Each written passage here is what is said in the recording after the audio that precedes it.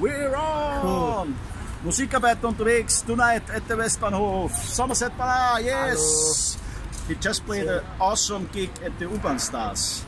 And we're here to talk about Stranger, your new album that you are doing a crowdfunding for. So yes. Probably elaborate a little bit about the new album. This is his first album, which is an awesome album. You have one this. of the most beautiful things. What happened to the vinyl? That's at home. Oh, okay. You gotta sign it later. That's why I brought it. No, the new album. It's the first time I've done an album in one place. It's based on stories from one place.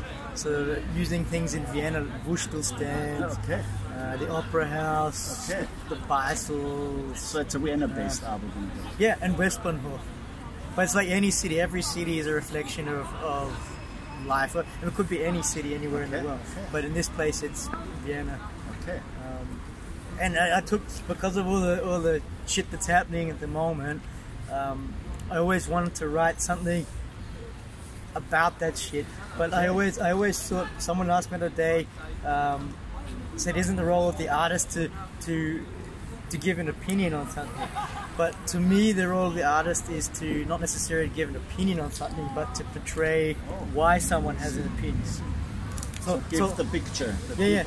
So this album, I wanted to kind of portray why people make the opinions they do. Not necessarily give an opinion, but to explain why this person votes for so and so, or why this person is on the street begging, or why this person. There's always a reason. Look beyond things. And try to figure out what's going on. And Vienna is the world's greatest theater set. No, it really is. It's not boring. So for how long are you in Vienna? Actually, 4 years now. 4 years. Yeah. And usually people come to Vienna because of love, because of jobs. Oh, that's what kind of happened to me. My wife is from. I see. From Voidviertel. No, from Voidviertel. She's not gonna like me saying that, but she is. Well, her family's from Voidviertel. Okay. And you're from? Australia. Australia. Yeah. Okay. Yep. But been to Europe before, like, and all. No, the first time I came to Europe was 2015. Okay. Married 216. Oh. I didn't fuck around. I got I came here, disappeared to India and Nepal because my visa expired. Okay. Came back and got married. A very strategic plan. Beautiful. Yeah. And you've been doing music ever since you've been like. Well, I studied for a while in Australia. But then I quickly realized. I realized there was a university bar.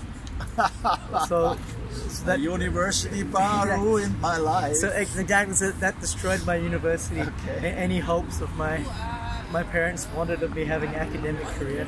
What would it have been if there was an academic career? Probably environmental science or landscape architecture. I actually studied 3 things in 3 different universities and 3 different university bars. Okay. So, oh well, that's a lot of temptation. Exactly. And confusion. Then I realized I could make more money and meet more girls playing music than I ever could in a lecture theatre. And did anyone ever talk about your voice? Like, I think you've got a very distinct, very outstanding voice. It's very loud. Yeah.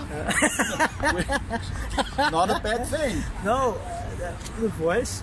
I think that honestly just happened because music. Well, after I dropped out of university, I'm not really good at anything else, to be honest. If I could be a carpenter or a plumber or a journalist, I probably would. But the thing is, music was my fallback thing. So it was my necessary. So I ended up playing on the streets. And then when you play on the streets, you have to be able to sing loud. You have to be able to project your voice, and so you learn as you go. I think it takes a lot of courage, honestly, because like I think to play in the rather protected environment of playing shows or concerts, that's one thing, which I love and which is an art in itself. But like I think it's a different thing to play on the street. Well, it's moving.